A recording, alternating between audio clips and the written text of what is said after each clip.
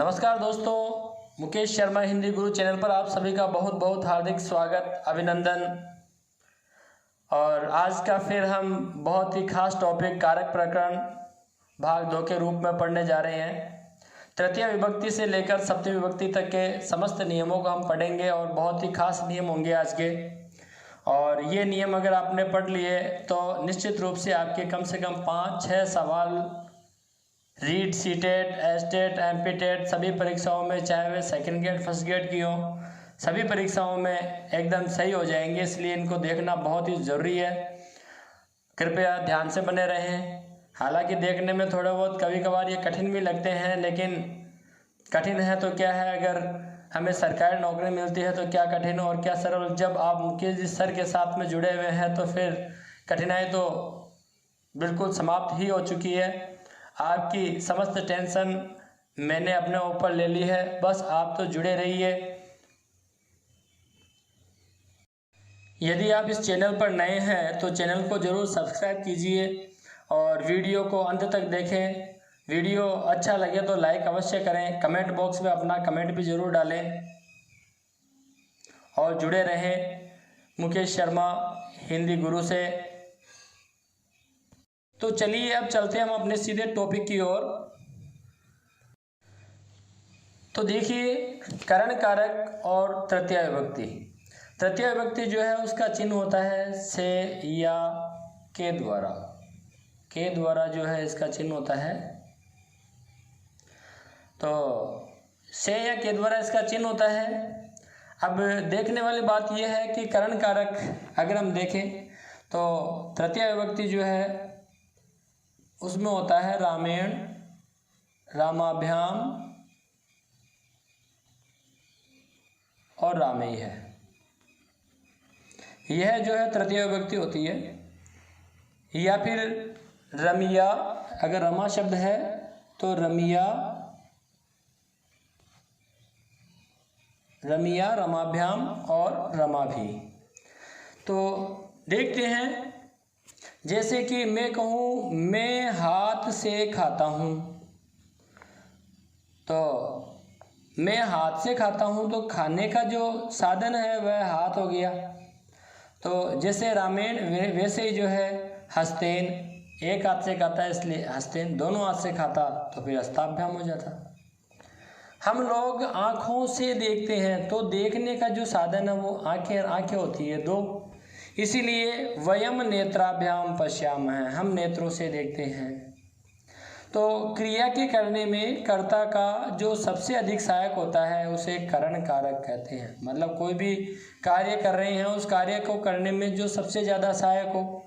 अब देखो, यहाँ खा रहे हैं तो खाने में सहायक हाथ है, यहाँ जो है देख रहे हैं तो देखने में सबसे ज़्यादा सहायक आँखें हैं। तो जो सबसे ज़्यादा सहायक हो वही करण कारक होता है क्रिया को पूर्ण करने में।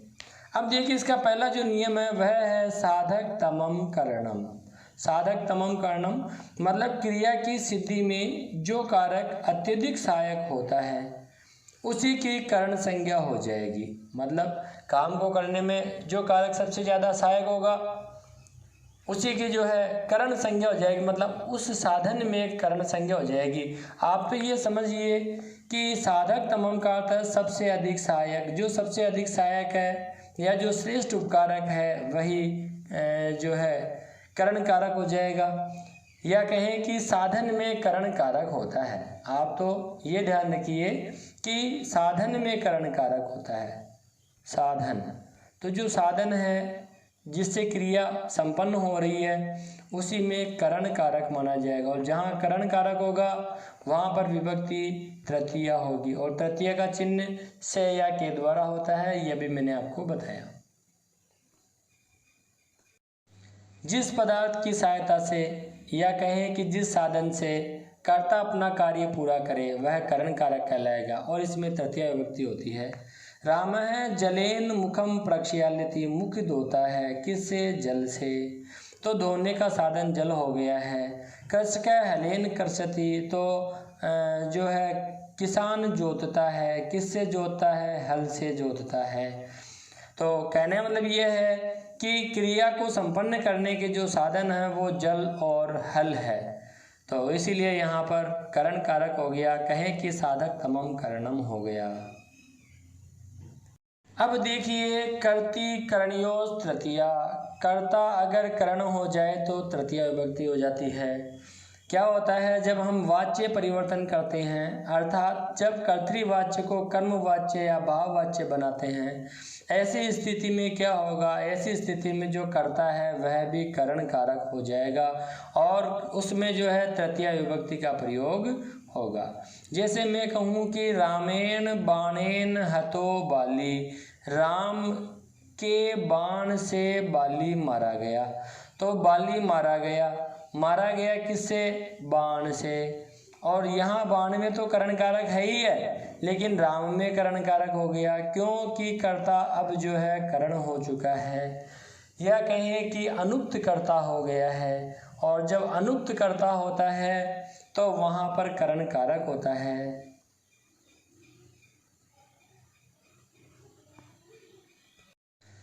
यहाँ कर्मवाच्य का प्रयोग किया गया है रामेण बाणेन हतो बाली वाक्य में। अतः कर्ता राम जो है वह अनुक्त है या अनुरक्त है, अनुरक्त नहीं होता है, अनुक्त होता है, अनुक्त पढ़े इसे, अनु का होता है अनुक्त। इसलिए इस सूत्र से राम शब्द में तृतीय विभक्ति का प्रयोग हुआ है।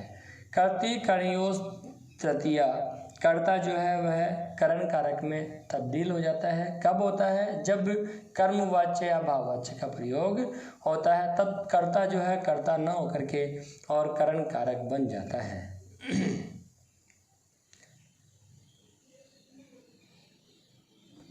अब देखिए इस वाक्य में कौन कौन क्या क्या थे। मारने का जो साधन है वह बाण था, इसलिए साधक तमम कर्णम इस सूत्र से कर्ण संज्ञा हुई है। और कर्तृ करणियों तृतीया, इस सूत्र से तृतीया विभक्ति का प्रयोग किया गया है। इसी प्रकार देखो, मया पुस्तकम पठ्यते, मेरे द्वारा पुस्तक पढ़ी जाती है। एक तो कहूँ कि मैं पुस्तक पढ़ता हूँ, अगर मैं कहूँ मैं पुस्तक पढ़ता हूँ, इसका मतलब हो गया कि कर्तृवाच्य है, क्योंकि मैं पढ़ता हूँ कर्ता क्रिया के अनुसार चल रहा है। अगर और स्त्रीलिंग शब्द का प्रयोग किया जाए, मैं पुस्तक पढ़ती हूँ, तो मैं के साथ में पढ़ती हूँ आया है, मैं के साथ पढ़ता हूँ आया है। इसका मतलब मैं के अनुसार या कहें कर्ता के अनुसार क्रिया बदल रही है। पुल्लिंग है तो पढ़ता हूँ, स्त्रीलिंग है तो पढ़ती हूँ हुआ है। तो ऐसे वाक्य का जब हम कर्मवाच्य बनाएंगे तो होगा मेरे द्वारा पुस्तक पढ़ी जाती है, मेरे द्वारा पुस्तक को पढ़ा जाता है, ऐसा वाक्य बन जाएगा। तो मेरे द्वारा को हम कहेंगे मया, अहम आवाम वयम, माम आवाम अस्मान और मया अवाभ्याम अस्मभ्य। तो मया मतलब मेरे द्वारा पुस्तक को पढ़ा जाता है। पुस्तकम पठ्यते, और आपको बता देता हूँ जानकारी के लिए कि जब भी कर्मवाच्य का निर्माण किया जाएगा तो जो क्रिया होगी वह आत्मनेपद एक वचन में होगी। तो ये आत्मनेपद की क्रिया है और एक वचन की क्रिया है, मतलब पठती जो है उसको पठ्यते हो जाता है, पठ्यते पठ्यते पठ्यते पठ्यन्ते, इस प्रकार से। अब देखिए शीलिया सुप्यते, मतलब जो है शीला के द्वारा सोया जाता है। मैं कहूँ शीला सोती है तब तो होगा शीला स्वपीति, लेकिन जब हम इसका वाच्य परिवर्तित करेंगे तब हो जाएगा शीलिया सुप्यते। हालांकि हम विस्तार से जो है वाच्य परिवर्तन पढ़ेंगे और वाच्य का टॉपिक हमारे सिलेबस में है, तो आपके धीरे धीरे समझ में आ जाएगा और अभी धीरे धीरे आने लगा होगा, लेकिन तब हम इसको जीरो से पढ़ेंगे। अब देखिए सहयुक्ते अप्रधाने, मतलब कहने मतलब यह है कि सह साकम सहयुक्ते अप्रधाने, सह साकम सार्धम समम, और इन सब का मतलब होता है साथ, और साथ के योग में मतलब जो अप्रधान करता होगा, वाक्य के प्रधान कर्ता का साथ देने वाला होगा, उसमें तृतीय विभक्ति होगी। होगा क्या, देखो पुत्रेण सह आगत है पिता, पिता यहाँ प्रधान करता है, मुख्य करता है, प्रधान करता मतलब हो गया मुख्य करता है, लेकिन पुत्रेण सह आगत है। अब यहाँ पुत्र भी चूंकि जो है प्राणी है और सह आया है इसलिए करण कारक यहाँ पर हो गया है। तो ये ऐसा जो कर्ता माना जाएगा वह अप्रधान कर्ता माना जाएगा। यहाँ पुत्रेण अप्रधान कर्ता है, जबकि प्रधान कर्ता पिता शब्द है। यहाँ पिता प्रधान करता है और पुत्र अप्रधान करता है, इसलिए सह के योग में एग्जाम में सवाल पूछ लेते हैं कि इस विभक्ति में तृतीय विभक्ति का प्रयोग क्यों हुआ है। पुत्रेण से आगत है पिता, यहाँ पुत्रेण जो है होने का क्या कारण है, तो ध्यान रखिए इसका जो कहने का मतलब कारण जो माना जाएगा वह सह होगा। सह युक्त अप्रधान है, इस प्रकार से इसका कारण मान लिया जाएगा। अब देखिए सह, सार्धम, समम, सार्धम, इन सब का मतलब होता है साथ। इन सभी का मतलब जो है वो साथ ही होता है, और साथ जब भी आ जाएगा तब कारक जो है वह करण ही माना जाएगा। आप ऐसे पढ़ेंगे तो लगेगा कि राम के साथ के दिख रहा है तो लगेगा षष्ठी है, लेकिन षष्ठी नहीं है। तो गुरु के साथ, जननी के साथ, छात्र के साथ, काके की रारेरी दिख रहा है, लेकिन षष्ठी विभक्ति न मानी जाकर तृतीय विभक्ति करनी पड़ेगी, ऐसा नियम है। तो रामेण सह सीता वनम अगच्छत, रामेण सह मतलब राम के साथ सीता वन में गई। तो वन में जाने वाली सीता है तो वह कर्ता हो गई है, लेकिन किसके साथ गई है, राम के साथ। तो जो अनुक्त या कहें कि जो अप्रधान करता है यहाँ राम, गुरु, जननी, छात्र, ये अप्रधान करता है। प्रधान कर्ता कौन है, जैसे सीता है, शिष्य है, पुत्री है, शिक्षक है। शिक्षक है पढ़ती, शिक्षक पढ़ता है, पुत्री अगच्छत, पुत्री गई, शिष्य गच्छति, शिष्य जाते हैं, और सीता वनम अगच्छत, सीता वन को गई। तो हम देखते हैं कि यहाँ पर जो है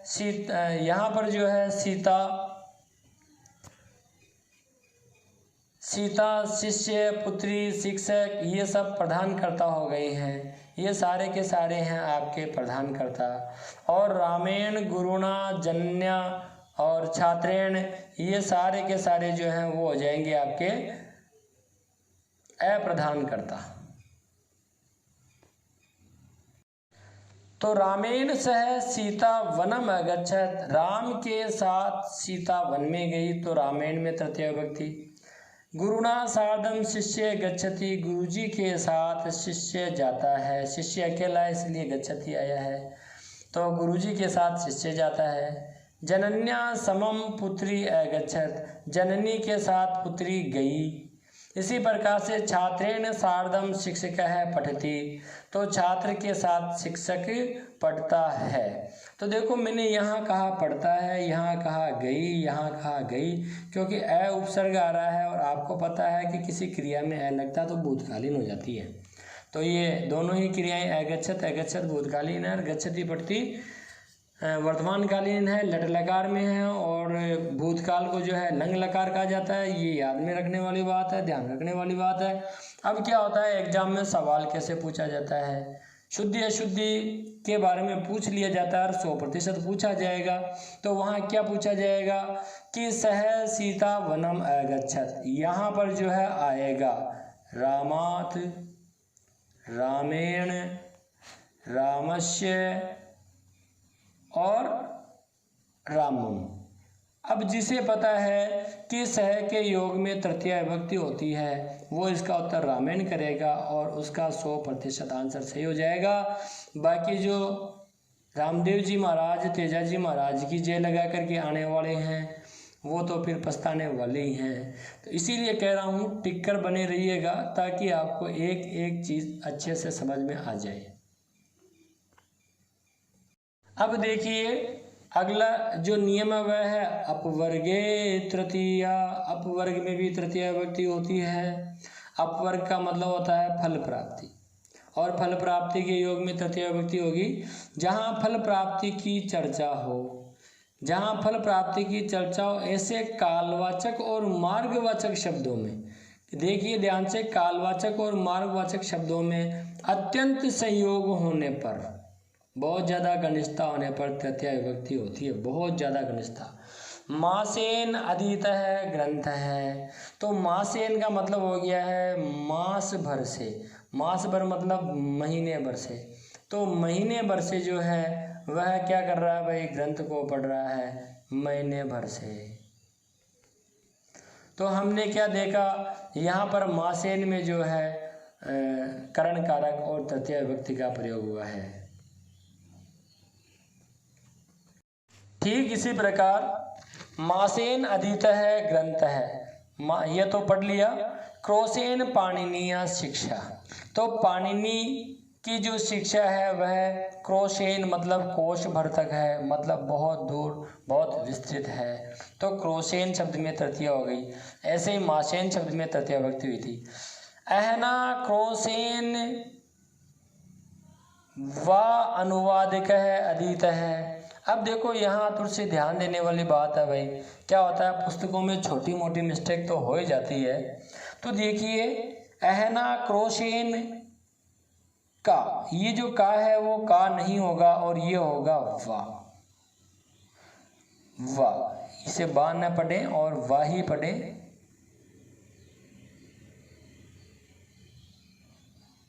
क्या है कि उंगली से लिखना पड़ता है इसलिए प्रॉपर नहीं लिखा जाता। अहना क्रोसेन, क्योंकि मेरे पास फिलहाल पेन टेप नहीं है और कोरोना काल है, ला भी नहीं सकते। अहना क्रोसेन अनुवादिक है अधीत।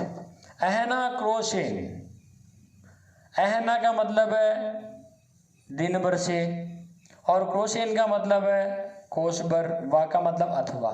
तो मैं ये भी कह सकता हूँ अहना अनुवाक है अधीत है, मैं ये भी कह सकता हूँ क्रोशेन अनुवाक है अधीत है। दोनों को एक साथ कहने के लिए यहाँ समास का प्रयोग कर दिया गया है। अहना क्रोशेन वा, दिन भर से अथवा कोश भर से अनुवाक पढ़ा। अनुवाक क्या होता है, वेद का एक खंड होता है। तो हमने क्या देखा मित्रों, हमने देखा कि मासेन क्रोसेन अहना और इन सब में जो है तृतीय विभक्ति का प्रयोग हुआ है और करण कारक माना गया है। और इसका प्रमुख सूत्र क्या है, वह अभी अभी मैंने आपको बताया था। क्या है, अपवर्गीय तृतीया। अपवर्ग मतलब फल प्राप्ति।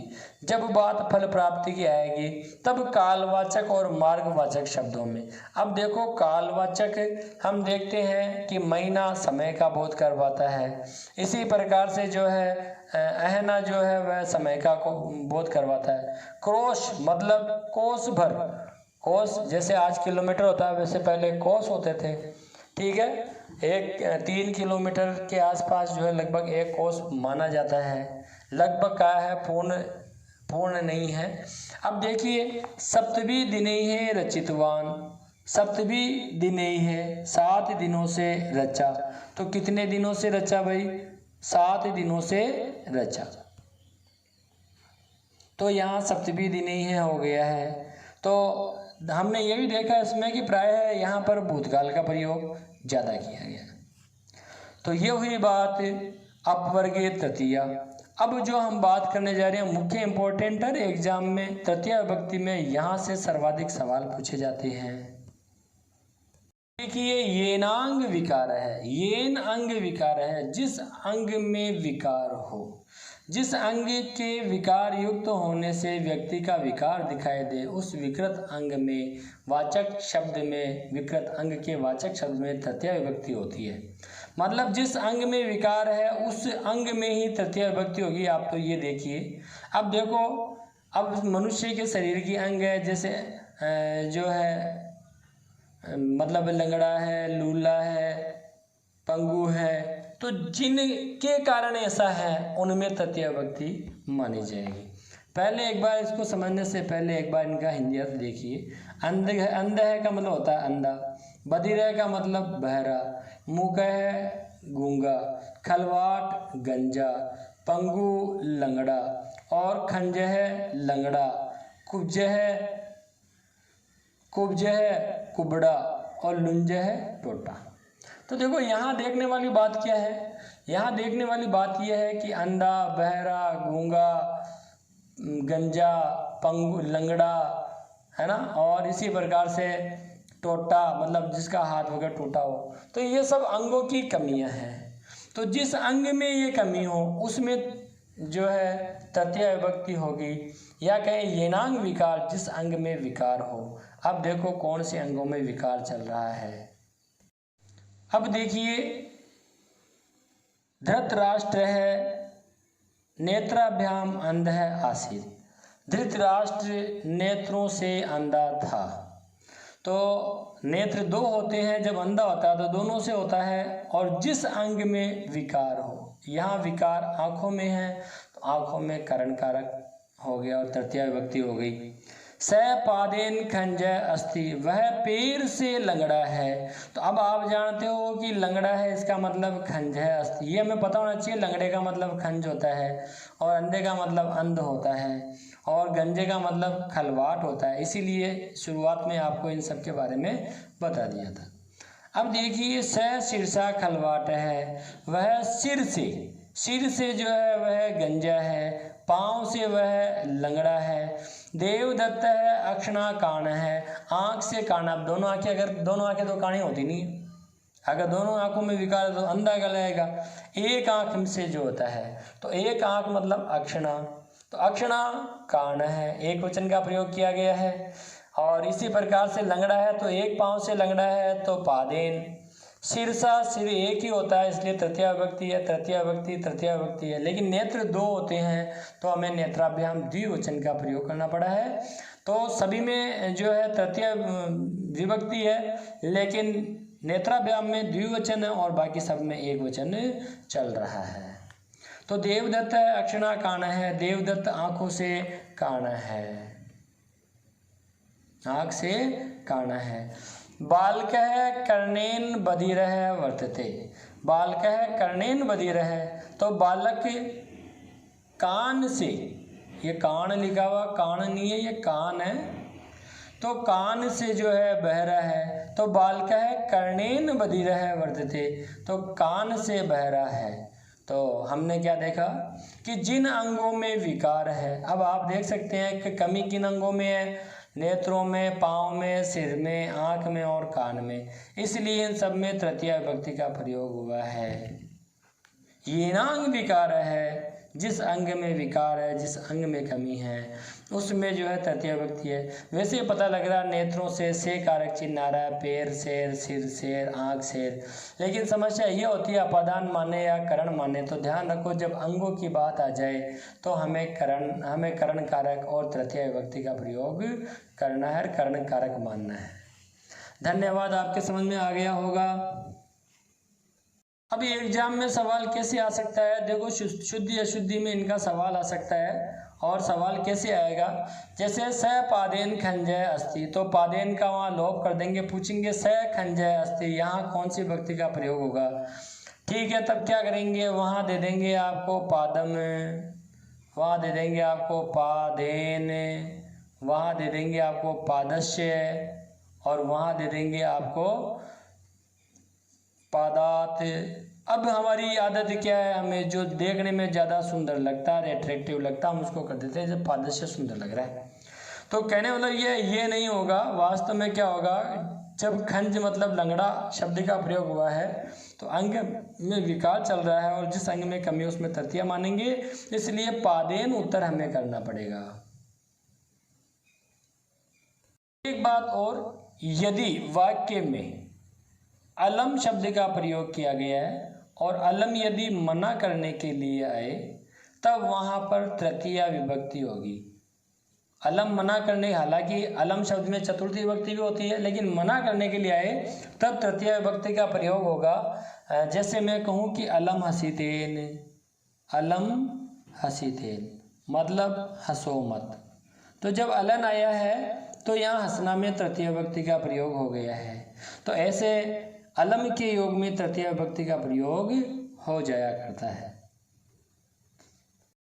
चलते हैं अब अगले कारक की ओर, और अगला कारक है संप्रदान कारक, जिसमें चतुर्थी विभक्ति का सदैव प्रयोग होगा और संप्रदान कारक का चिन्ह होता है के लिए। के लिए जो है इसका चिन्ह होता है। चलो देखते हैं, कई बार जो है को आता है तो भी संप्रदान कारक हो जाता है। के लिए के स्थान पर को का प्रयोग भी प्राय है मिल जाया करता है, इसलिए आप अनावश्यक न समझें। तो देखिए नियम नंबर 1, कर्मणा यम विपरीति। कर्मणा यम विपरीति मतलब जो कर्म को प्रिय हो। देखो पहले तो हमने देखा था कि जो कर्ता को प्रिय हो वह कर्म होता है, लेकिन जो कर्म को भी प्रिय हो वह संप्रदान कहलाता है। मतलब दान के कर्म द्वारा, कर्म कौन सा होगा? दान का, जिसे इष्ट या भोक्ता बनाया जाता है उसकी संप्रदान संज्ञा होती है। अर्थात जिसको सम्यक प्रकार से दान दिया जाए, जिसे दान दिया जाए वह संप्रदान कहलाएगा। जिसके उद्देश्य से कोई वस्तु दी जाए उसकी संप्रदान संज्ञा होती है। देखिए यहाँ पर विद्यार्थियों में कई असमंजस की स्थितियां भी उत्पन्न होती है। होता क्या है, जैसे कि जहाँ भी देना आता है वहीं पर ही वो संप्रदान मानना चालू कर देते हैं।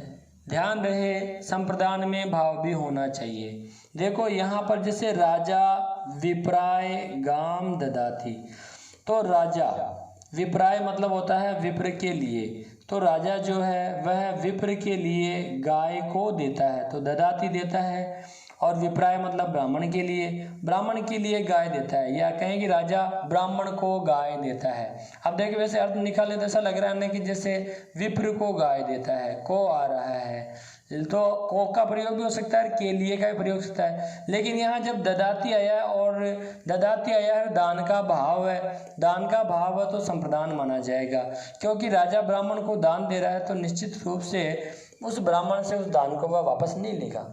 तो यहाँ पर दान का भाव, और जहाँ पर दान का भाव हो वहाँ पर संप्रदान कारक होता है। याचकाय वस्त्रम ददाति, याचक को वस्त्र देता है। अब याचक को वस्त्र दिया है किसी ने तो वापस उससे वस्त्र लिया तो जाएगा नहीं। जब लिया नहीं जाएगा इसका मतलब दान का भाव है। जैसे मान लीजिए मैं और मेरे से कोई 5 रुपये या 10 रुपये किसी ने ले लिए तो वो दान नहीं कहलाएगा।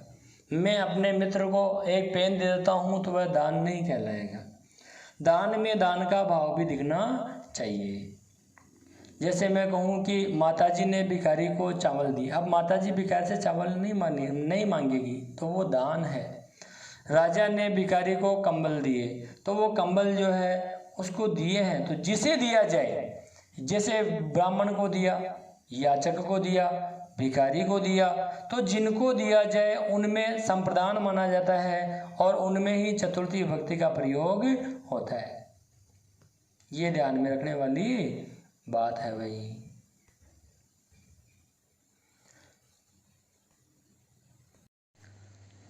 अब देखिए यहाँ आया है रुच्यार्था नाम प्रियमान है। दूसरा नियम हमारा रुच्यार्था नाम प्रियमान है, मतलब रुचि के अर्थ में या प्रिय के अर्थ में चतुर्थी विभक्ति का प्रयोग होगा। रुचि अर्थ वाली धातुओं के प्रयोग से प्रसन्न होने वाले व्यक्ति को, जो खुश होने वाला व्यक्ति है उसमें संप्रदान की संज्ञा होगी, उसमें संप्रदान माना जाएगा। जिसे वस्तु अच्छी लगती है, अगर मुझे अच्छी लगी तो मुझ में, तो कहने का मतलब यह है कि जिसे वस्तु अच्छी लगती है उसमें जो है चतुर्थी विभक्ति आएगी, और जो वस्तु अच्छी लगती है उसमें प्रथमा ही रहेगी। वस्तु में तो प्रथमा होगी, लेकिन जिसे अच्छी लगती है उसमें चतुर्थी विभक्ति हो जाएगी। जैसे मैं कहूँ हरिये रोचते भक्ति ही, तो हरि को भक्ति अच्छी लगती है, भगवान की भक्ति करना हरि को अच्छी लगती है। तो रोचते रुच धातु के कारण, यहाँ पर जो प्रमुख कारण है रुच्यार्था नाम प्रियमान है। आप देखिए यहाँ पता भी लग रहा है रुच्यार्था नाम रोचते है ना, और ऐसे ही जो है जहाँ भी है वहाँ पर रोचना जो है दिख रहा है, रोचते। तो हम देख रहे हैं रुच्यार्था नाम रुचि के अर्थ में, या कहीं प्रियमान है या प्रिय लगने के कारण। ठीक है, तो रुच धातु के समान अर्थ वाली जैसे स्वध धातु भी है, तो इसके योग में प्रसन्न होने वाले में चतुर्थी विभक्ति हो जाएगा। बालकाय मोदकम स्वधते। अब स्वधते भी कह सकते हैं और रोचते भी कह सकते हैं। रोचते हो तो भी चतुर्थी विभक्ति, स्वधते हो तो भी चतुर्थी। बालकों को लड्डू अच्छा लगता है तो बालकाय बालकाय, जिसे बढ़िया लगे, बालक को बढ़िया लग रहा है, चतुर्थी विभक्ति। इसी प्रकार से गोपालाय दुग्धम स्वधते या गोपालाय दुग्धम जो है रोचते, तो गोपाल को दूध अच्छा लगता है। गोपाल मतलब श्री कृष्ण भगवान को तो दूध दही छाछ वगैरह बहुत बढ़िया लगते ही थे, हमें भी लगते हैं। तो चलो देखो कि गोपाल को दूध अच्छा लगता है, जब भी बात आ जाएगी अच्छा लगता है कि बड़ा अच्छा लगता है, तो जिसे लगता है उसमें चतुर्थी विभक्ति का प्रयोग किया जाएगा। अब देखिए, क्रुद्ध द्रुह्य ईर्ष्या असूयार्था नाम यम प्रतीकोप है। क्रुद्ध द्रुह्य ईर्ष्या असूयार्था नाम। अब देखो, क्रुद्ध का मतलब तो होता है क्रोध करना, गुस्सा करना। और इसी प्रकार से जो है, जैसे क्रुद्ध का मतलब क्रोध करना, उसी प्रकार से द्रुह्य का मतलब होता है द्रोह करना। ईर्ष्या का मतलब होता है किसी की उन्नति को सहन नहीं करना या ईर्ष्या करना। और असूया का मतलब होता है जलना, मतलब दूसरों के गुणों में दोष ढूंढना, है ना। कोई जलता है, जलन कर रहा है, इसका मतलब वहाँ पर जो है असूय धातु चल रही है। तो जब क्रुद्ध, द्रुह्य, ईर्ष्या और असूय ये चार धातुएं अगर चल रही हैं, तो वहाँ पर जिसके प्रति कोप किया जाए, मतलब जिसके प्रति गुस्सा आ रहा है, उसमें चतुर्थी विभक्ति का प्रयोग किया जाएगा। जैसे मैं कहूँ कि स्वामी सेवकाय क्रुध्यति कुप्यति वा, स्वामी सेवक पर क्रोधित होता है या क्रोध करता है। तो जिस पर क्रोध हो, अब क्रोध आ रहा है सेवक पर, तो सेवक में चतुर्थी विभक्ति हो जाएगी। दुर्जन है सज्जनाय दुर्यति, दुर्जन जो है वह सज्जन से द्रोह करता है। तो कहने का मतलब ये है कि जिससे वह द्रोह कर रहा है, अब द्रोह कर रहा है सज्जन से, तो सज्जन में चतुर्थी विभक्ति हो गई। राक्षस है हर्ये ईर्ष्यति, तो राक्षस है हर्ये ईर्ष्यति, ईर्ष्यति मतलब होता है ईर्ष्या करना। तो राक्षस हरि से ईर्ष्या, जिससे ईर्ष्या हो उसमें, तो यहाँ पर हरि में ईर्ष्या है, यहाँ सज्जन में, यहाँ सेवक में ईर्ष्या है। दुर्योधन है युधिष्ठिराय आसूयति, दुर्योधन युधिष्ठिर से जलता है, तो युधिष्ठिर में जो है चतुर्थी विभक्ति का प्रयोग हो गया। जिसमें जले या जिस पे क्रोध आ रहा है उसमें चतुर्थी विभक्ति है। तो स्वामी सेवक पर क्रोध करता है, सेवक पर गुस्सा है। आप देखो वैसे मैं पेपर दिख रहा है, दुर्जन से चलो से आ गया, ऋषि से आ गया, युधिष्ठिर से हालांकि से चल रहा है, तो लेकिन ध्यान रहे कि ये क्रियाएं ही बताएगी कि करण कारक चल रहा है, नहीं तो हम यहाँ अपादान भी कर सकते हैं। इसीलिए ये सूत्र आपको बताए गए हैं, ये सूत्र आपको ध्यान रखने हैं। केवल सूत्रों को समझा मैंने दिया है, आप जो है केवल इसको पढ़ लीजिए, बाकी केवल सूत्रों को आप रट लीजिए, सूत्रों को आप बार बार देख लीजिए। और ये ध्यान रखिए कि भाई ये तीसरे विभक्ति के सूत्र हैं, ये दूसरी विभक्ति के सूत्र हैं, ये चतुर्थी के सूत्र हैं। बस इतने से आपका काम चल जाएगा। एक बार दो बार पढ़ेंगे निश्चित रूप से हार्ड लगेगा, लेकिन बार बार पढ़ेंगे तो सब कुछ सरल लगने लगेगा और बहुत मजा आएगा, आनंद की प्राप्ति होगी, अलौकिक आनंद आपको मिलने वाला है। अब यहाँ भी एक बात बताई गई है कि भाई चलो ठीक है, क्रुद्ध द्रुह्य असूय आदि धातुओं के अंदर जो है चतुर्थी विभक्ति होती है, लेकिन क्रुद्ध द्रुह्य जो धातुएं तो है, लेकिन इनके साथ में अगर अभी अधि और सम उपसर्ग आ जाए, अभी अधि हमने पढ़ा भी था, अभी अधि सिंह स्था सम, तो अभी अधि सम आदि उपसर्ग आ जाए, वहाँ पर द्वितीय विभक्ति मानी जाएगी, वहाँ पर चतुर्थी विभक्ति नहीं होकर के और द्वितीय विभक्ति हो जाएगी। जैसे राक्षस है रामम अभिक्रुध्यति, केवल क्रुध्यति तब तो हो जाएगा रामाय, लेकिन अगर कहें कि अभिक्रुध्यति इसका मतलब रामम ही करना पड़ेगा। वेरी मोस्ट इंपॉर्टेंट बात है। पिता पुत्रम संक्रुध्यति, अगर केवल क्रुध्यति होता तो पिता पुत्राय क्रुध्यति होता, तब पुत्राय हो जाता, लेकिन यहाँ संक्रुध्यति है, इसका मतलब पुत्रम करना पड़ेगा। तो इनके साथ में द्वितीय विभक्ति हो जाती है। कब हो जाती है? जब अधि अभी और सम उपसर्ग आ जाए, तो क्रुद्ध आदि धातुओं के साथ में आ जाए, तब क्या हो जाएगा? तब द्वितीय विभक्ति हो जाएगी। रामम पुत्रम में फिलहाल द्वितीय है, और उससे पहले चतुर्थी विभक्ति हम पढ़ रहे थे। चतुर्थी विभक्ति का चलो अगला नियम पढ़ते हैं, वेरी मोस्ट इंपॉर्टेंट, और यहाँ से एग्जाम में सवाल जरूर पूछा जाता है। तो देखिए, नमः स्वस्ति स्वाहा स्वधा अलम वसत योगाच नमः स्वस्ति स्वाहा स्वधा, नमः स्वस्ति स्वाहा स्वधा, अलम वसट आदि के योग में। तो नमः मतलब नमस्कार, स्वस्ति मतलब कल्याण हो, स्वाहा मतलब देवताओं को उद्देश्य बताना, है ना, अग्नि के लिए ही स्वाहा का प्रयोग किया जाएगा, ध्यान रहे। और स्वधा जो है पितरों आदि के लिए स्वधा का ही प्रयोग किया जाएगा, तो पितरों को जो है श्रद्धांजलि देना। अलम का मतलब होता है पर्याप्त। देखो अलम पहले भी आया था, वेरी मोस्ट इम्पोर्टेंट, बॉम्ब लगता मैनू, हाँ बॉम्ब लगता मैनू। तो अलम वेरी मोस्ट इम्पोर्टेंट है। ध्यान देने वाली बात यह है कि पहले अलम हमने मना करने के योग में तृतीय विभक्ति में पढ़ा था, लेकिन पर्याप्त के लिए आए तो वहाँ पर जो है चतुर्थी विभक्ति का प्रयोग हो जाएगा। इसी प्रकार से देखो वसट, और वसट का मतलब होता है देवताओं का आहुति, देवताओं की आहुति, इनके योग में चतुर्थी विभक्ति का प्रयोग होगा। अब एक बात आपको विशेष ध्यान रखने वाली है, जो कि यहाँ पर लिखी हुई नहीं है, वो यह है कि वसट शब्द का प्रयोग केवल और केवल इंद्र के लिए किया जाएगा। स्वधा शब्द का प्रयोग केवल पितृ शब्द के लिए किया जाएगा। अग्नि के लिए स्वाहा का ही प्रयोग होगा। ओम अग्नये स्वाहा पितृभ्य स्वधा इंद्राय वसट दैत्यवः हरि अलम, दैत्यों के लिए हरि अलम है। तो हम क्या देखते हैं कि हम देख रहे हैं श्री गणेशाय नमः, श्री हनुमंताय नमः है, श्री रामाय नमः है, तो रामाय नमः है, ओम लक्ष्मय नमः है, तो लक्ष्मय नमः है। तो हम क्या देख रहे हैं कि लक्ष्मी में, गणेश जी में, अग्नि में, पितृ में, इंद्र में, दैत्य में, इन सब में चतुर्थी विभक्ति का प्रयोग चल रहा है। क्यों चल रहा है? नमः स्वस्ति स्वाहा स्वधा अलम वसट योगाच्च। तो देखिए श्री गणेशाय नमः मतलब गणेश जी महाराज के लिए नमस्कार हो, स्वस्ति भवते मतलब आपका कल्याण हो, भवते मतलब आपका, और अग्नये स्वाहा अग्नि के लिए स्वाहा, आहुति स्वाहा जो है अग्नि की पत्नी का नाम था, और जब पति का नाम लिया जाएगा तो पत्नी का तो नाम लिया जाएगा।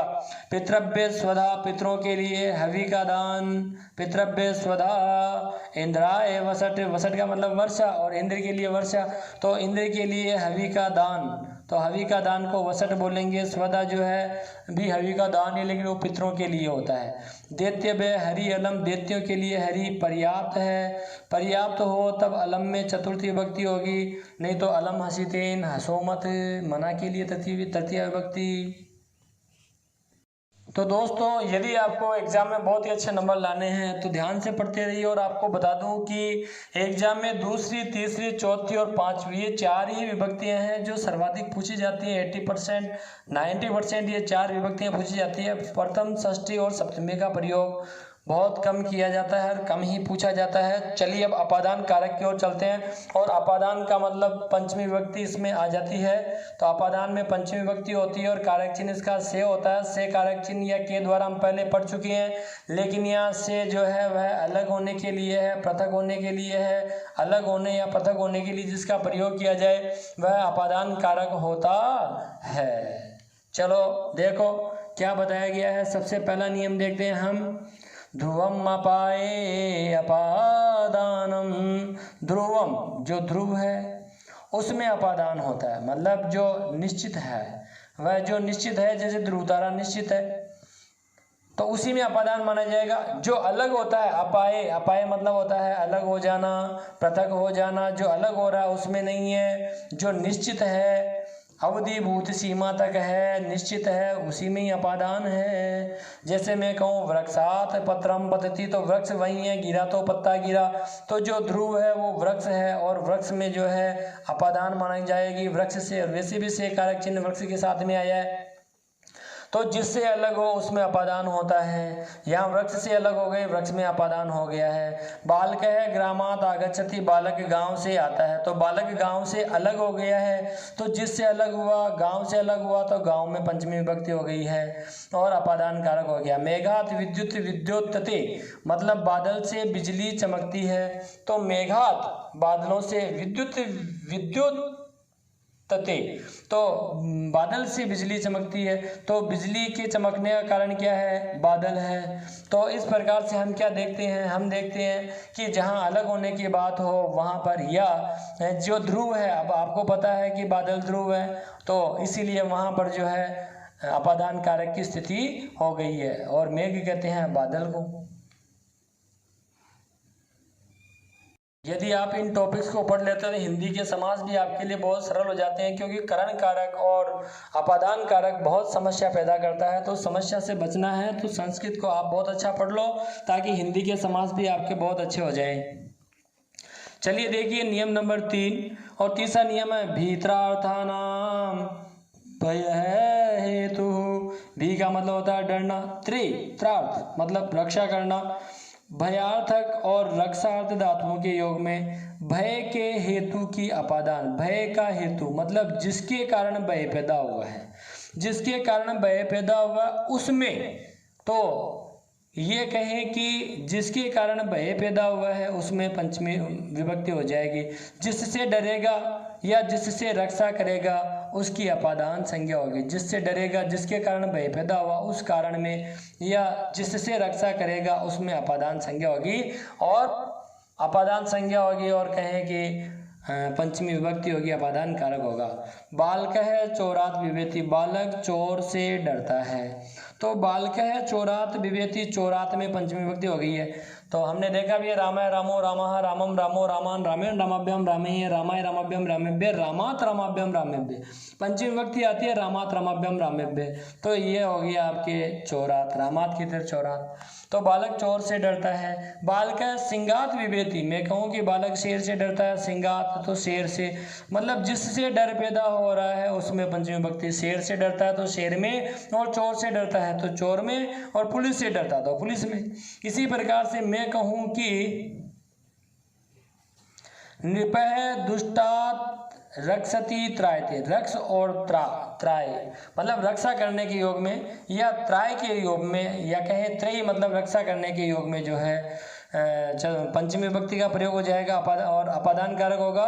नृपः दुष्टात् रक्षति, नृप मतलब राजा, राजा दुष्ट से रक्षा करता है। तो जिससे जो है डरे या जिससे रक्षा की जाए। अब रक्षा दुष्टों से की जा रही है तो दुष्ट में पंचमी विभक्ति का प्रयोग हो गया। चौरात दुष्टात इनमें पंचमी विभक्ति का प्रयोग चल रहा है। जनि कर्तुः प्रकृति, जनि कर्तुः प्रकृति, जनि कर्तु और प्रकृति। जनि का मतलब होता है उत्पत्ति का आश्रय, कर्तु का मतलब होता है उत्पन्न होने वाला कर्ता, और प्रकृति का मतलब हेतु। देखो वापस देखिए, जनि मतलब उत्पत्ति का आश्रय, कर्तु उत्पन्न होने वाला कर्ता, प्रकृति हेतु। तो इन सब में भी जो है पंचमी विभक्ति का प्रयोग होने वाला है। तो हमने देखा जनि कर्तु प्रकृति ही, जनि कर्तु मतलब जहाँ से जन्म हो, तो उत्पन्न होने वाले का हेतु अपादान संज्ञक होता है, अर्थात जिससे उत्पन्न होगा उसकी अपादान संज्ञा होगी, जिससे उत्पन्न होगा उसकी अपादान संज्ञा होगी। अब देखो कैसे, मैं कहूँ कि हिमालयात गंगा प्रभवती, हिमालयात हिमालय से गंगा प्रभवती मतलब निकलती है। तो कहाँ से निकली, जिससे उत्पन्न हुई, किससे उत्पन्न हुई, हिमालय से। तो हिमालय के अंदर पंचमी विभक्ति हो गई है हिमालयात। ब्राह्मण है प्रजा प्रजायन्ते, ब्राह्मण ब्रह्मा से प्रजाएं उत्पन्न होती है।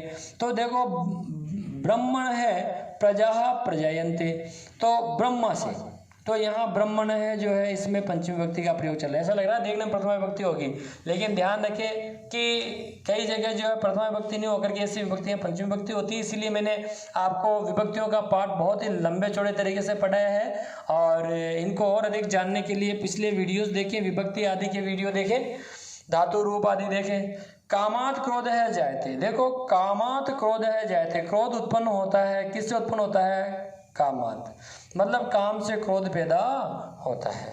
इसी प्रकार से क्या होता है, गोमयात वृश्चिक है जायते, गोबर से बिच्छू पैदा होते हैं। तो गोमयात मतलब गोबर है ना, गोबर से मतलब जो रोड़ा का जोड़ा होता है उससे तो बिच्छू पैदा होंगे। तो गोमयात मतलब होता है गोबर, मतलब जो सूखली चीजें होती है, गंदी चीजें होती है। तो गोबर से वृश्चिक जायते बिच्छू पैदा होते हैं। तो हमने क्या देखा, जिससे पैदा हो रहे हैं, जिनसे उत्पन्न हो रहे हैं, जैसे काम से क्रोध पैदा हुआ, ब्रह्मा जी से प्रजा पैदा हुई, और गोबर से बिच्छू पैदा हुए। ऐसे मुखाद अग्निर जायते, मुख से अग्नि पैदा हुई है। तो हम कह सकते हैं कि ब्रह्मण है, कामात, गोमयात, मुखाद, तो इन सब में पंचमी विभक्ति होती है। अब ध्यान रखो कि एग्जाम में क्या होगा, एग्जाम में जो है मुखाद, गोमयात, कामात ऐसे सवाल जो है हालांकि बहुत पूछे जाते हैं, लेकिन अब ऐसा नहीं दे करके ब्रह्मण जैसा शब्द भी दे सकता है, क्योंकि यहाँ पर पंचमी विभक्ति है और आपको ऐसे नियम कम याद हैं, ऐसी विभक्तियाँ कम याद है, तो हमें याद रखनी है, करनी है, ध्यान रखना है। बार बार पढ़ोगे अपने आप याद हो जाएगा, बस पढ़ते रहो। करत करत अभ्यास के जड़मति हो सुजान, रस्सी आवत जात से सिल पर हो निशान। रस्सी बड़ी कोमल होती है लेकिन उससे पत्थरों पर निशान पड़ जाया करते हैं जब पानी भरते हैं तब। तो इसी प्रकार से बार बार के पढ़ने से कमजोर कितना ही क्यों ना हो वह भी होशियार हो जाता है। पढ़ा था जिससे पैदा हो उसमें जनी करतु हो, तो जहाँ से जन्म होता है वहाँ पर पंचमी विभक्ति थी। अब देखो भूवः प्रभवः, भूवः प्रभवः मतलब प्रकट होना, भूवः प्रभवः से मतलब हो गया है प्रकट होना। तो भूवः का मतलब प्रकट होना होता है और प्रभवः का मतलब प्रथम उत्पत्ति स्थान। तो भूवः प्रभवः अगर ऐसी धातुएं आती है, मतलब ऐसी क्रियाएं आती है, वहाँ पर अपादान संज्ञा होगी। तो देखो जिनसे पैदा हो उसमें, जैसे मैं कहें हिमालयात गंगा प्रभवती, अब देखो ये प्रभवती है ना, प्रभवती, तो प्रभव है या भूवः धातुएं आ रही है और भूवः प्रभव आ जाए तो वहाँ पर जो है क्रिया हो जाएगी आपके प्रभवती, तो क्रिया तो हो गई प्रभवती। और जिससे पैदा हो रही हैं जैसे हिमालयात, तो हिमालय से, जिससे प्रकट हो रहे हैं, जो उत्पत्ति स्थान है, पत्र का उत्पत्ति स्थान वृक्ष है। इसी प्रकार से वितस्ता नदी का उत्पत्ति स्थान कश्मीर है। तो हमने क्या देखा, हमने देखा कि इन सब में पंचमी विभक्ति का प्रयोग हो जाएगा। देखो हिमालयात गंगा प्रभवती, हिमालय से गंगा पैदा होती है तो हिमालय से तो हिमालयात हो गया है और जन्म लेने का स्थान हिमालय ही है। तो भूवः प्रभवः आया है इसलिए। वृक्षात पत्राणि प्रभवन्ति, तो वृक्ष से पत्ते निकलते हैं, तो पत्तों के निकलने का स्थान क्या है, वृक्ष। यहाँ अभी गिर नहीं रहे हैं, यह अपदान वाली बात नहीं है। तो एग्जाम में यहाँ से सवाल पूछ लिए जाते हैं कि वृक्षात पत्राणि प्रभवन्ति में कौन सा जो है सूत्र प्रयुक्त होगा, तो भूवः प्रभवः होगा। और यहाँ पे आप क्रिया देख लेना, प्रभवती प्रभवन्ति, बस ये ही ध्यान में रखने वाली बातें हैं। काश्मीरेभ्य वितस्ता नदी प्रभवती, मतलब कश्मीर से वितस्ता नदी निकलती है, तो निकलना है, भूवः प्रभवः चल रहा है। यज्ञात भवती पर्जन्य है, यज्ञ से वर्षा उत्पन्न होती है, यज्ञ करते हैं तो उससे वर्षा पैदा होती है, या कहीं पर्जन्य है, बादल बनते हैं। तो यज्ञात मतलब यज्ञ से। तो हिमालयात, वृक्षात, काश्मीरेभ्य, यज्ञात, इन सब में पंचमी विभक्ति अपादान कारक हो गया है। संबंध कारक, तो देखिए जो संबंध कारक है उसके कारक चिन्ह होते हैं काके की रारेरी। और जैसे रामस्य रामयोः रामाणाम, राम का, दो रामों का और बहुत सारे रामों का। तो कहने का मतलब ये हुआ, या फिर रामायाः रमयोः रामाणाम, तो रामायाः में षष्ठी विभक्ति हो गई है, तो रामायाः या रामस्य षष्ठी विभक्ति चल रही है। तो षष्ठी विभक्ति का प्रयोग कहाँ कहाँ होगा, तो बताया गया जहाँ एक शब्द का संबंध दूसरे शब्द के साथ प्रकट होता है उसे संबंध कारक कहते हैं। देखो संबंध को कारकों की श्रेणी में संस्कृत में नहीं रखा गया। क्यों नहीं रखा गया, क्योंकि इसका क्रिया से साक्षात संबंध नहीं है। हम देख रहे हैं कि एक शब्द दूसरा शब्द, अब ये दोनों शब्द कोई संज्ञा शब्द भी हो सकते हैं, एक शब्द संज्ञा दूसरा सर्वनाम भी हो सकता है, या पहला शब्द सर्वनाम और दूसरा संज्ञा भी हो सकता है, लेकिन जो बात होगा वो दो शब्दों के मध्य होगी, इसीलिए संबंध जो है माना गया है, लेकिन इसे कारक न मान के, क्योंकि कारक वह है जो क्रिया से संबंधित और यहाँ क्रिया का संबंध नहीं है। इसीलिए संस्कृत में 6 ही कारक माने गए हैं।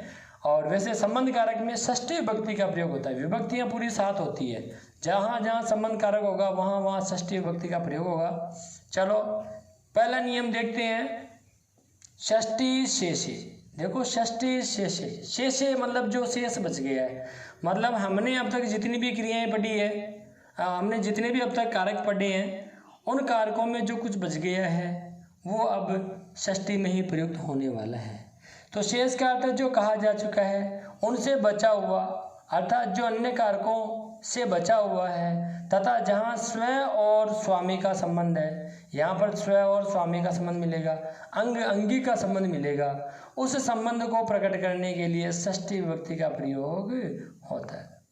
अर्थात कारक और प्रातिपदिक अर्थ से भिन्न स्व स्वामी भाव संबंध शेष कहलाते हैं। तो यहाँ स्व स्वामी भाव जो है संबंध, स्व स्वामी भाव संबंध जो है वो शेष कहलाते हैं, इसीलिए षष्ठी शेष कहा गया है और वहाँ षष्ठी विभक्ति हो जाएगी। देखिए, राज्य है पुरुष है, राज्य है पुरुष है का मतलब हो गया राजा का पुरुष। तो राज्य है पुरुष है मतलब कि राजा का पुरुष। तो स्वामी तो स्व जो है स्वामी, यहाँ पर स्व स्वामी का भाव चल रहा है, मतलब कहें कि राजा तो स्वामी है और जो राजा का पुरुष है वह उसका सेवक है। तो इस प्रकार से स्व और स्वामी का या सेवक स्वामी का भाव चल रहा है, पुरुष सेवक है और राजा स्वामी है, अतः स्व स्वामी भाव संबंध है, इसलिए राजन शब्द में षष्ठी विभक्ति का प्रयोग हुआ है। तो षष्ठी से अगर स्व स्वामी का भाव चल रहा हो तो वहाँ पर षष्ठी विभक्ति का प्रयोग हो जाएगा। तो यहाँ संबंध का भाव चल रहा है, सबसे पहला हुआ स्व स्वामी का भाव संबंध प्रकट होगा। जैसे राज्य है पुरुष है, राजा का पुरुष, तो राजा और पुरुष में स्व स्वामी का संबंध चल रहा है, राजा स्वामी हुआ, पुरुष सेवक हो गया। जन्य जनक भाव संबंध है, मतलब जहाँ जन्य और जनक का भाव, जन्य का मतलब होता है उत्पन्न होने वाला और जनक उत्पन्न करने वाला। तो अगर ऐसा है, जैसे मैं कहूँ कि राजकुमार दशरथस्य पुत्र है, तो राजकुमार दशरथस्य पुत्र है, तो दशरथ और पुत्र, तो दशरथ और पुत्र में जो है जनक और जन्य का भाव चल रहा है। दशरथ जो है वो जनक है और उनके जो बेटे हैं वो जन्य हैं, तो जन्य और जनक का भाव हो गया है, पुत्र जो है वो जन्य हो जाएगा और जनक दशरथ हो गया है। इसी प्रकार से जो है अवयव अवयवी भाव संबंध है, अवयव और अवयवी भाव संबंध, अवयव अवयवी भाव संबंध को हम अंग अंगी भाव संबंध भी कह सकते हैं। एक ही बात है, अवयव का मतलब अंग ही होता है, तो एक अंग होगा दूसरा अंग वाला होगा, तो अंग और अंगी, अंगी मतलब अंग वाला। जैसे मम हस्ती पशुपाद है, तो मम हस्ती मेरा हाथी, मेरा हाथी पशुपाद है। तो यहाँ पर हम ये कह सकते हैं कि अंग जो है वह तो जो है पाँव हो गया है अंग, लेकिन जो अंगी है वह हाथी हो गया है। तो हाथी और पाँव दोनों में संबंध प्रकट किया गया है, अंग अंगी का या अवयव अवयवी का भाव है। पशु जो है, पशु का जो पाँव है वह अवयव है और हस्ती जो है वह पशुपाद जो है वह अवयव और हस्ती जो है वह अवयवी है या कहीं अंगी है। अगला है स्थानीय आदेश संबंध। स्थानीय आदेश संबंध इको यणची, यहाँ एक स्थानीय है और अण यहाँ पर आदेश है, तो इको यणची स्थानीय आदेश संबंध हो, वहाँ पर भी जो है षष्ठी विभक्ति का प्रयोग होता है और इसीलिए यहाँ पर भी जो है षष्ठी का रूप दिखाई दे रहा है। आधार आधेय भाव संबंध है, मतलब आश्रय आश्रित संबंध, आधार आधेय भाव संबंध है या आश्रय आश्रित संबंध है। जैसे मैं कहूँ वृक्ष से शाखा, तो वृक्ष आधार हो जाएगा और शाखा आधेय हो जाएगी। तो आधार आधेय का अगर संबंध हो, क्योंकि डाली जो है वह वृक्ष पर लगती है, तो वृक्ष की जो शाखा है वह आधेय और वृक्ष जो है प्रमुख आधार है, तो इसीलिए यहाँ पर भी क्या हुआ है, यहाँ पर भी जो है आधार आधेय का संबंध प्रकट हो गया। तो इस प्रकार से जहाँ जहाँ भी संबंध चल रहा है वहाँ वहाँ ही षष्ठी विभक्ति और संबंध कारक माना जाएगा। अब देखिए कर्तृकर्मणो कृति कृत प्रत्ययांत शब्दों के योग में, मतलब जिन शब्दों के योग में कृत प्रत्यय लगे हुए हों। देखो संस्कृत में 3 प्रत्यय होते हैं, कृत प्रत्यय, तद्धित प्रत्यय और स्त्री प्रत्यय। कृत प्रत्यय वो होते हैं जो किसी धातु के अंत में लगे हों या क्रिया के अंत में लगे हों। हम जानते हैं क्रिया का मतलब करना, पठ का मतलब पढ़ना और इसी प्रकार से पट का मतलब पढ़ना, क्री का मतलब करना, क्रिका का मतलब करना। तो हमने क्या देखा कि ये धातुएं हैं और इन धातुओं के अंत में अगर कोई प्रत्यय लग रहे हैं तो वो कृत प्रत्यय कहलाते हैं। इसका मतलब कितिन, लुट, ज्ञ, त्रिच, नवुल ये क्रिया के अंत में लग रहे हैं अभी, इसीलिए ये जो प्रत्यय हैं वो कृत प्रत्यय कहलाएंगे। और जहाँ पर कृत प्रत्यय का प्रयोग हो वहाँ पर अनुक्त कर्ता और कर्म में, कर्ता में भी और कर्म में भी षष्ठी विभक्ति का प्रयोग होगा। तो अनुक्त कर्ता जो मुख्य कर्ता नहीं है, प्रधान कर्ता नहीं है, और कर्म, इन दोनों में ही षष्ठी विभक्ति का प्रयोग हो जाएगा। अब देखिए यहाँ ये सब प्रत्यय हैं, कृत प्रत्यय हैं सारे के सारे। तो ये हो गए आपके कृत प्रत्यय। और कृत प्रत्यय जो है जो क्रिया के अंत में लगे तो कितिन। अब देखिए क्री जो धातु है उसमें कितिन जो है प्रत्यय लगेगा और कितिन का जो है वो ती शेष रहता है, इसलिए क्री और ती कृति ही शब्द हो गया। इसी प्रकार से लुट, लुट प्रत्यय का अन्न शेष रहता है, अन्न शेष रहता है, इसलिए पट और अन्न, पट और अन्न और जो है इसको नपुंसक लिंग में कर दिया है तो पठनम हो गया, पठनम, क्रीडनम, लेखनम। इसी प्रकार से घे प्रत्यय है, इसका अ शेष रहता है तो पट अ पट हो गया, लेकिन इस अ प्रत्यय के कारण पहला वर्ण जो है वह अ का आ हो जाता है, इसलिए प का पाठ हो गया है। तो घे प्रत्यय जो है पाठ है शब्द में घे प्रत्यय हो गया। इसी प्रकार से त्रिच, हालांकि हम इन प्रत्ययों के बारे में पूरा अलग से चैप्टर पढ़ेंगे, पूरा जितने भी प्रत्यय हैं उनको विस्तार से पढ़ेंगे। त्रिच, अब त्रिच में आपको पता है ये जितने भी च, य, ट, न अंतिम जो हलंत होते वर्ण होते हैं उनका लोप होता है। तो यहाँ त्रिच का जो है त्रि शेष रहा है, तो क्री और त्रि, कृत्रि। तो अब ये जो त्रि है इसको जो है आ आदेश हो जाएगा और क्री और त्रिच प्रत्यय जो है कर्ता शब्द बन जाएगा, कर्ता, कर्तारो, कर्ता रहे।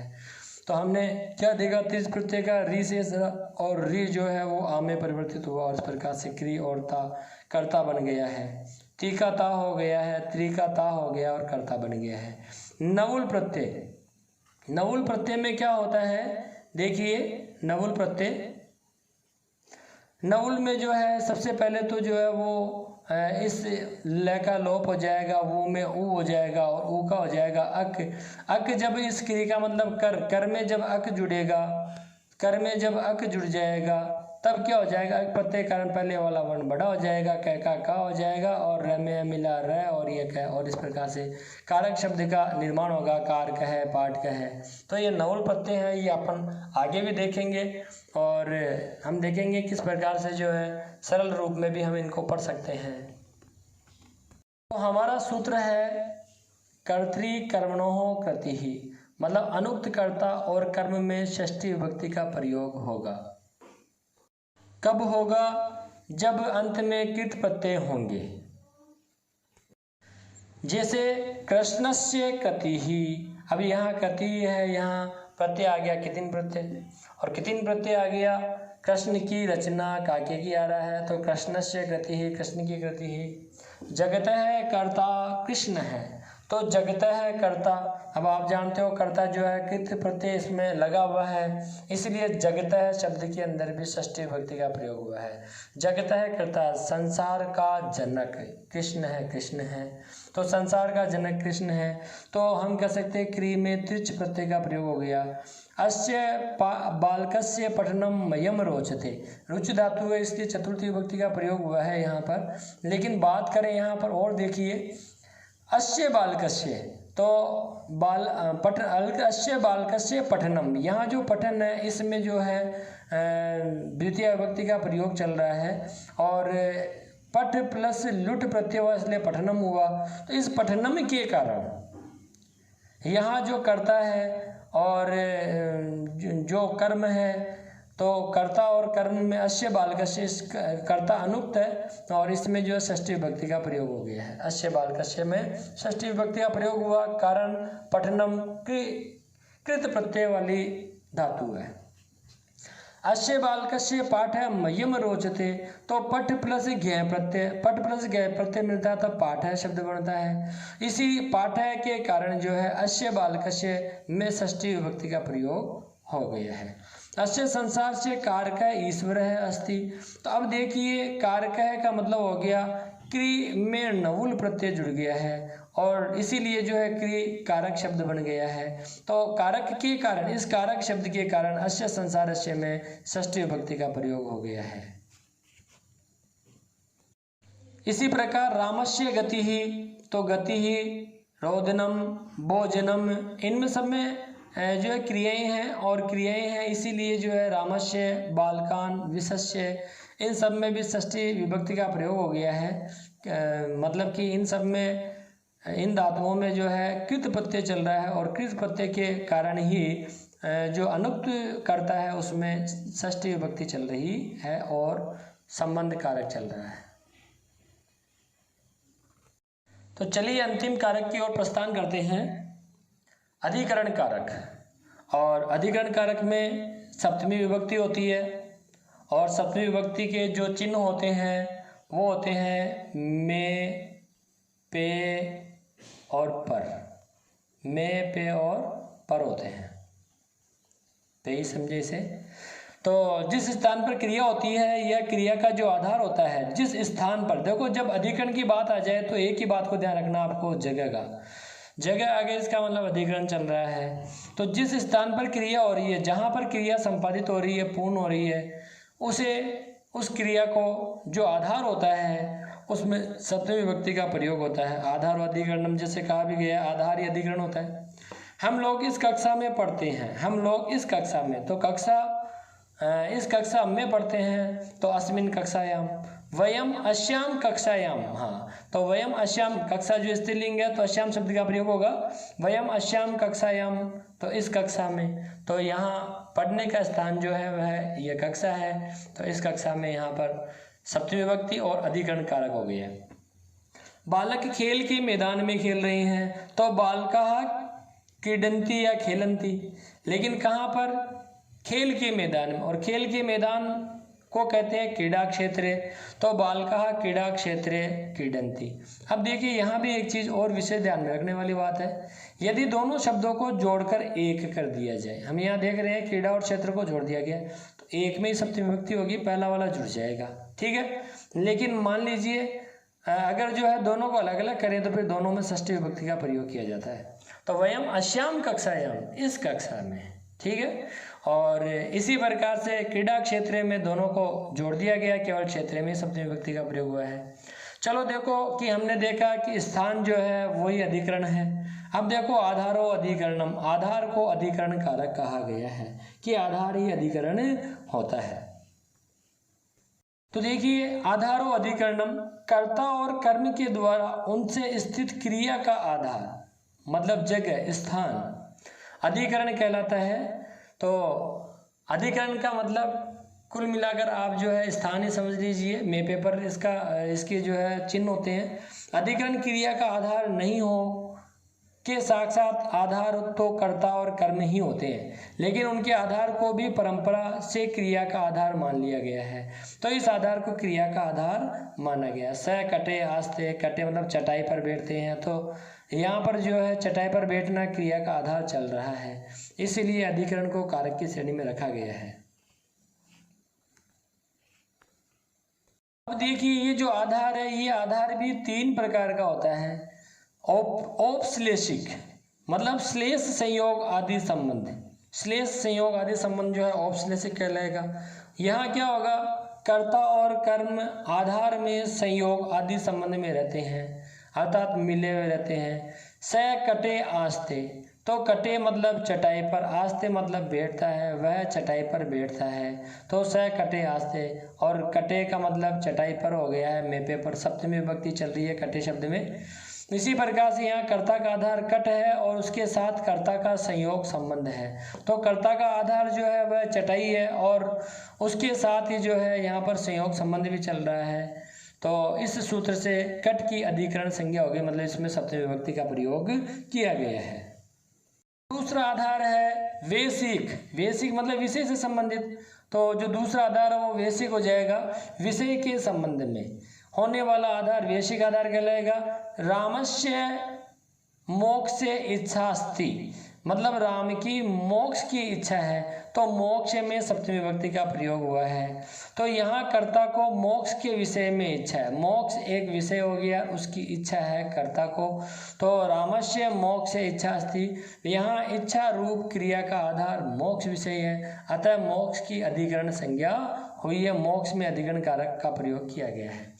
इसी प्रकार से देखो अभिव्यापक आधार, तीसरा आधार है अभिव्यापक आधार, जिसमें कोई वस्तु समस्त अवयवों में ही व्याप्त हो, सारे अंगों में ही कोई वस्तु व्याप्त हो। सर्वस्मिन् आत्मा अस्ति, कि आत्मा सर्वत्र व्याप्त है, आत्मा सब में व्यापक है, आत्मा सभी में व्यापक है या आत्मा सब में व्याप्त है। तो आत्मा जो है सर्वत्र है और इसीलिए जो है यहाँ पर समस्त अवयवों में व्याप्त होने के कारण अभिव्यापक आधार हो गया और अधिकरण संज्ञा यहाँ हो गई है। तो आप तो कुल मिलाकर ये ध्यान रखो कि आधार ही अधिकरण होता है और जहाँ जहाँ स्थान की बात की जाए वहाँ वहाँ जो है सप्तमी विभक्ति और अधिकरण कारक होता है। और देखिए तिलेसु तेलम, तो तिलों में तेल व्याप्त है, तो तिलेसु में सप्तमी विभक्ति हो गई है। इसी प्रकार से माता स्थाल्याम ओदरम पचती, माता थाली में चावल पकाती है, तो ये भी औपश्लेषिक हो गया, थाली में यहाँ पर आया है। तो यहाँ पर हमने क्या देखा, तिलों में, थाली में, इन सब में जो है व्याप्त है, इसीलिए इसको जो है अभिव्यापक आधार मान लिया गया है। अब देखो अगला नियम चलते हैं हम, यतश्च निर्धारणम। यतश्च निर्धारणम जो है वह अगला नियम है, एग्जाम में इससे कई बार सवाल पूछे जाते हैं। देखिए विशेषण की तीन अवस्थाएं होती है, एक तो मूल अवस्था होती है जिसमें किसी प्रत्यय का प्रयोग नहीं होता है, एक वह होती है जिसमें एक से एक की तुलना की जाती है, वहाँ तर प्रत्यय लगाते हैं, और एक वो होता है जिसमें तम प्रत्यय का प्रयोग किया जाता है। जो तम प्रत्यय है वह सबसे श्रेष्ठतम को दिखाएगा या सबसे हीन को दिखाएगा। यहाँ एक से एक की तुलना, यहाँ बहुत में एक को श्रेष्ठ या हीन बताया जाता है, और मूल अवस्था में जो है कोई प्रत्यय नहीं लगता। तो विशेषण की तीन अवस्था होती है, मूलावस्था, उत्तरावस्था और उत्तमावस्था। जब बात करें हम स्त्रीलिंग की, तब स्त्रीलिंग शब्दों में संस्कृत में जो है तरा हो जाता है और जो है तम की जगह जो है तमा हो जाता है। इसी प्रकार से बात करते हैं नपुंसक लिंग की तरह है, नपुंसक लिंग में, तो नपुंसक लिंग में क्या होगा, नपुंसक लिंग में यहाँ पर जो है वह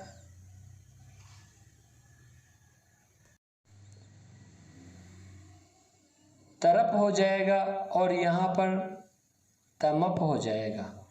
तो तरप और तमप प्रत्यय हो गए हैं, तरम हो जाएगा, तरम हो जाएगा और तमम हो जाएगा भाई। तो तरम और तमम जो है वह नपुंसक लिंग में हो जाता है। बस यतश्च निर्धारण में अब यही होने वाला है। हम देखेंगे कि कभी एक से एक की तुलना चल रही है, कभी कईयों में एक की, कभी कईयों में एकाध को श्रेष्ठ बताया जा रहा है, बहुतों में एक को ही श्रेष्ठ या सर्वश्रेष्ठ बताया गया है। पुल्लिंग के लिए ये, स्त्रीलिंग के लिए ये, नपुंसक लिंग के लिए इनका प्रयोग किया जाएगा। तो तरह तरह तरम पुल्लिंग स्त्रीलिंग नपुंसक लिंग, और तमम तमा तमम पुल्लिंग स्त्रीलिंग और नपुंसक लिंग। एक से एक की तुलना और बहुतों में एक को हीन या श्रेष्ठ बता देना। देखिए यत और तस् जो है मिलकर के यतः शब्द बना है। यतः का मतलब होता है जिससे, जिससे यतः, जिससे निर्धारणम, निर्धारण किसी समुदाय से पृथक्करण, जाति, गुण, क्रिया, संज्ञा आदि की विशेषता के कारण। देखो विशेषता वाली बात आई है, किसी वस्तु की अपने समुदाय से जब अलग किया जाता है, मतलब बात अलग करने वाली चल रही है, तो उस समुदाय वाचक शब्द में षष्ठी या सप्तमी विभक्ति प्रयोग होती है। इसका मतलब तरप और तमप प्रत्ययों के साथ में षष्ठी और सप्तमी विभक्ति का प्रयोग किया जाएगा। चलो देखो, गुणवाचक शब्द में तमप प्रत्यय या इष्टन प्रत्यय का प्रयोग किया जाएगा। तो गुणवाचक, ये तमप और इष्टन एक ही बात है। तो गुणवाचक शब्द में तमप या इष्टन प्रत्यय का प्रयोग होता है। कर्ता यदि पुल्लिंग हो तो तम है, अगर स्त्रीलिंग हो तो तमा, और नपुंसक लिंग हो तो तमम का प्रयोग होता है। तो कर्ता अगर पुल्लिंग है तो तम है, स्त्रीलिंग है तो तमा, और नपुंसक लिंग है तो तमम का प्रयोग होगा। कविनाम कविशु, देखो जब तरप और तम प्रत्यय चलता है तब क्या होता है, षष्ठी विभक्ति का प्रयोग भी होता है, सप्तमी विभक्ति का प्रयोग भी होता है। तो कविनाम कविशु कालिदास है, श्रेष्ठ है, अस्थि। तो कवियों में कालिदास जी श्रेष्ठ हैं। तो कविनाम और कविशु में यहाँ पर जो है षष्ठी विभक्ति का प्रयोग भी किया जा रहा है और सप्तमी विभक्ति का प्रयोग भी किया जा रहा है। तो कविनाम कविशु कालिदास है, श्रेष्ठ है, अस्थि। इसी प्रकार गावाम गोसु मतलब गायों में, षष्ठी भी कर सकते हैं, सप्तमी भी कर सकते हैं। कृष्णा बहु क्षीरा मतलब जो काली गाय है, गायों में जो काली गाय है बहुत दूध देने वाली होती है। कृष्णा गाय मतलब काली गाय, काली गाय बहु क्षीरा बहुत दूध देने वाली होती है। गावाम या गोशु ऑब्लिक लगाया मतलब दोनों में से एक। तो गावाम या गोशु दोनों में से एक हो गया है कि गायों में काली गाय बहुत दूध देने वाली होती है। तो यहाँ गुणवाचक कृष्णा शब्द द्वारा गो समुदाय से एक को पृथक किया गया है। गायों में से एक काली गाय को अलग कर दिया। ऐसे कवियों में कालिदास जी को अलग निकाल दिया है। तो बहुतों में से एक को हीन या श्रेष्ठ बता दिया जाए, या कहें जहाँ तरप और तमक प्रत्यय वाली स्थिति दिखाई दे वहाँ पर षष्ठी और सप्तमी विभक्ति का प्रयोग किया जाएगा। देखो कैसे, छात्राणाम छात्रेषु व रामः पटुतमः, ये विशेषण है, विशेषण में लगेगा। तो हम देख सकते हैं कि छात्राणाम छात्रेषु व छात्रों में राम सबसे पटु है, पटुतमा आया है, इसका मतलब सबसे पटु, और सबसे पटु का मतलब हो गया है सबसे होशियार। सबसे पटु का मतलब होता है सबसे होशियार, इंटेलिजेंट। आप लोगों की तरह आप भी तो इंटेलिजेंट हो रहे हो ना भाई, मेरे से पढ़ के। इसी प्रकार से गच्छति गच्छत्सु, यहाँ पर भी जो है षष्ठी और सप्तमी विभक्ति चल रही है। वह धावन शीघ्र है ना। तो ये कहें कि चलते हुए जल्दी जल्दी दौड़िए। तो अब देखो नियम नंबर 3 आ गया, यस्य च भावेन भाव लक्षणम। यस्य च भावेन भाव लक्षणम आ गया है जब एक क्रिया के बाद दूसरी क्रिया होती है। इसका मतलब भावेन भाव लक्षण में जो है 2 कर्ता होंगे और 2 ही क्रिया होगी। 2 कर्ता और 2 क्रिया। तो जो पहले कर्ता होगा और पहली क्रिया होगी, है ना। तो पहला कर्ता और जो पहली क्रिया है उनमें पूर्व कर्ता और पूर्व क्रिया में सप्तमी विभक्ति का प्रयोग किया जाएगा। तो जो प्रथम कर्ता है या कहें पूर्व कर्ता और पूर्व क्रिया, वहां पर सप्तमी विभक्ति होगी। रामे वनम गते दशरथ है प्राणान अत्यजत। राम जैसे ही वन में गए दशरथ जी ने प्राण त्याग दिए। इसी प्रकार यहाँ राम का गमन, वन गमन प्रथम क्रिया हुई तथा दशरथ का मरना दूसरी क्रिया हुई। प्रथम कर्ता राम में सप्तमी विभक्ति का प्रयोग हुआ, इसलिए राम में सप्तमी विभक्ति है। गते क्रिया में भी सप्तमी विभक्ति है। और देखो यहाँ सूर्य उदिते कमलम विकसंती, है ना। सूर्य उदिते, सूर्य उदय हुआ और कमल खिले, कमल खिलते हैं। सूर्य उदय होता है, कमल खिलते हैं। तो सूर्यम उदिते, यहाँ सूर्य में सप्तमी विभक्ति है, उदिते में भी सप्तमी विभक्ति है। तो जो प्रथम करता है और प्रथम क्रिया उनमें सप्तमी होती है। ब्रह्मणेषु अधियानेषु गत है, तो ब्रह्मणेषु अधियानेषु गत है, ब्राह्मण यान पर बैठ कर गया। अब देखो यहाँ पर भाई माना कि क्रिया एक ही है, गत है, तो यहाँ पर मेपे पर आ रहा है। ब्राह्मणेषु ब्राह्मण, अधियानेषु अधियान पर, तो अधियान पर आया है इसलिए ब्राह्मणेषु में भी सप्तमी विभक्ति का प्रयोग है। सर्वेषु शयानेषु कमला रोदिति। तो देखिए सर्वेषु शयानेषु मतलब सबके सो जाने पर कमला रोदिति, कमला रोती है। तो शयानेषु सर्वेषु, शयानेषु में जो है सप्तमी विभक्ति हो गया है।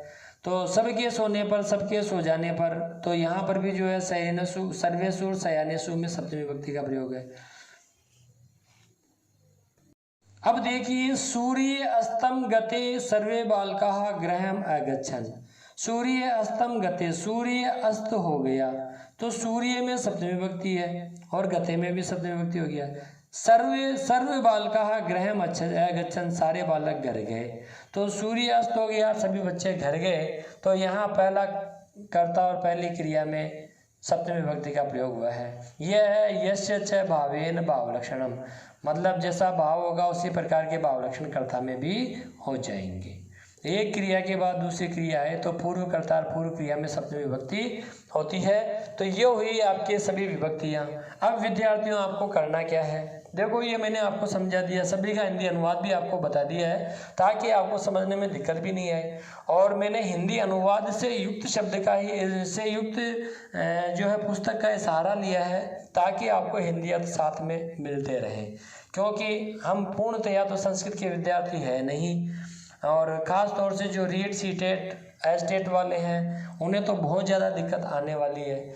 इसीलिए मैंने हिंदी का सहयोग साथ में लिया ताकि आपके आसानी से समझ में आ जाए। अब आपको करना क्या है, ये जितने भी सूत्र हैं आप इनको जो है एक साथ एक जगह करके और उनको पढ़ लीजिए। इनके एक एक उदाहरण आपको लिखने हैं और बस इतना सा आपको ध्यान रखना है। अब क्या है कि जब भी बस आपको डिटेल बता दी है, अब केवल उनको पढ़ना है, पढ़ने मात्र से श्रवण मात्र से आपको याद हो जाएंगे।